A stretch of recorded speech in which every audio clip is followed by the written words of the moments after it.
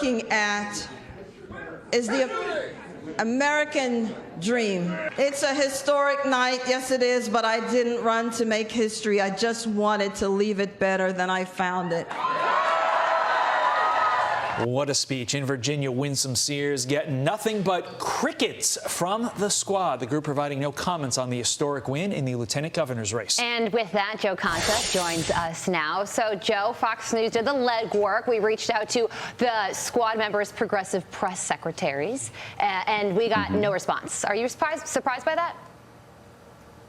Oh, it's the least surprising thing that I've seen since the sun rising in the East. That'll happen in about an hour from now, I'll say. Look, it's hard not to root for Winsome Sears, and that speech was a great speech. But if you watch CNN or MSNBC on election night, they didn't even carry it. And this is somebody who broke the glass ceiling in Georgia, the first black woman to win election statewide. Wow, very big deal. And then you had the likes of Jamil Hill, who is the former ESPN SportsCenter anchor turned race baiter, or Joy Reid, who represents the very worst of journalism in this business, when they both say that Virginia voters only embrace white supremacy, at least, you know, the ones that voted Republican, and that's the reason why Glenn Youngkin won there. Well, how did Winsome Sears win exactly? And she's firing back at Hill now, right? She's even challenging Joy Reid to a debate. So one word of advice for Sears if she does this: neutral site, moderator, both parties agree upon. Don't go on her show where your mic's going to be cut off. It's going to be a fixed fight.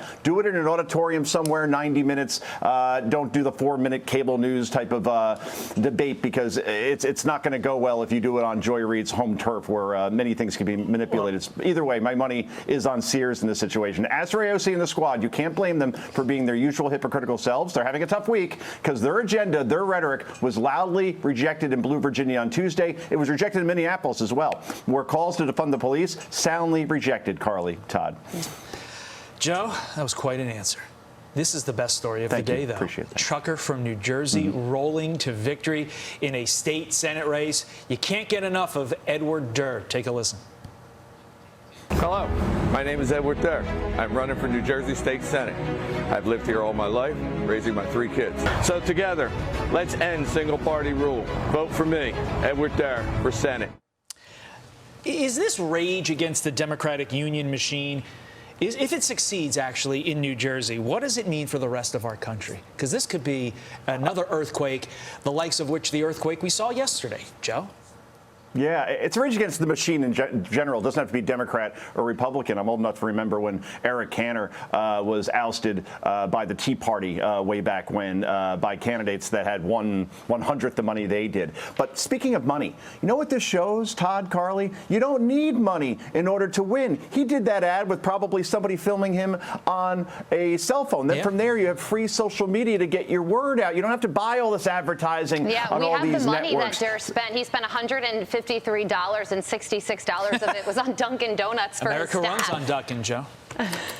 Isn't that amazing? And you know what? This is what gets me through these hits every day. Dunkin' Donuts and coffee. Hate to do the free advertising, but hey, for Ed Durr, I'll be happy to buy him a coffee and then some. For doing what citizens can do now. Run for office. You don't need a lot of money. You don't need super PACs. Get your word out, and you can do it for free. It's a beautiful thing. It's an unbelievable story. And your great state of New Jersey. Joe, thank you. Do we need to give Starbucks equal time? Like, how does that work? I know, right? What the rules are on that? Yeah, you may have gotten us into a legal bind there, thanks, Joe. What's going on? Classic Concha.